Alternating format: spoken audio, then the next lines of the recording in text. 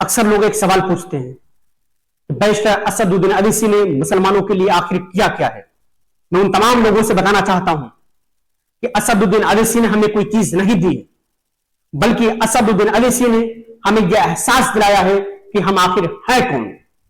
انہوں نے ہمیں یہ احساس دلایا ہے کہ جب 2% والا ڈپٹی سی ایم بن سکتا ہے، جب 13% والا چیف منسٹر بن سکتا ہے، تو 17% والا صرف ووٹ بینک بن کر کیوں رہے.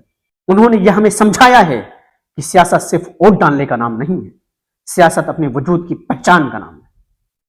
لیکن کچھ لوگ کہتے ہیں کہ اویسی بی جے پی کی بی ٹیم ہے، وہ ووٹ کاٹنے آئے ہیں، ان کی سیاست سیکولرزم کو نقصان پہنچاتے ہیں. میں ان سے صرف ایک سوال پوچھنا چاہتا ہوں، اگر سچ بولنا، اپنے حق کی بات کرنا، اگر ظلم کے خلاف کھڑا ہونا جرم ہے، تو یہ جرم ہر بیدار مسلمان کو کرنا چاہیے. اویسی نے کبھی کسی کی غلامی نہیں کی، نہ کانگریس کی، نہ بی جے پی کی، نہ کسی اتحاد کی.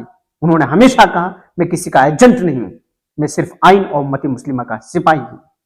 یہی لوگ جو انہیں ووٹ کٹوا کہتے ہیں، 70 سال سے مسلمانوں کے ووٹ لے کر کیا دیا؟ نہ تعلیم، نہ روزگار، نہ عزت، نہ سلامتی. اب جب ایک شخص کھڑا ہو کر کہتا ہے مسلمانوں کو خود اپنی آواز بننا ہوگا، تو ان کے پیٹ میں درد کیوں ہوتا ہے؟ اور جہاں تک سیکولرزم کی بات ہے، سیکولرزم تب کمزور نہیں ہوتا جب مسلمان اپنی سیاسی شناخت مانگتا ہے. سیکولرزم تب کمزور ہوتا ہے جب مسلمانوں کو خاموش رکھا جاتا ہے. اویسی نے یہ ہمیں یاد دلایا ہے کہ جمہوریت میں حصہ لینا تقسیم نہیں ہے بلکہ شمولیت ہے. انہوں نے کہا جب تم خود اپنی سیاست کرو گے تبھی تمہاری پہچان بچی رہے گی.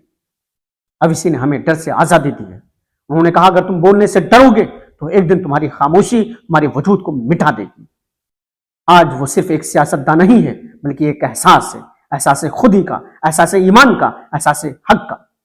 اب میں بہار کے عوام، خاص طور پر سیمانچل کے مسلمانوں سے یہ اپیل کرنا چاہتا ہوں کہ وقت آ گیا ہے کہ آپ اپنی سیاسی خودداری کو پہچانیں، اپنی طاقت کو صرف ووٹ دینے تک محدود نہ رکھیں.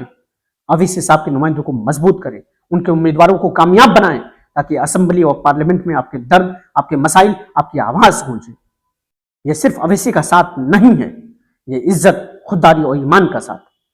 آئیے بہار سے ایک نئی صبح کا آغاز کریں جہاں مسلمان صرف ووٹر نہیں بلکہ فیصلہ کرنے والی طاقت بنے.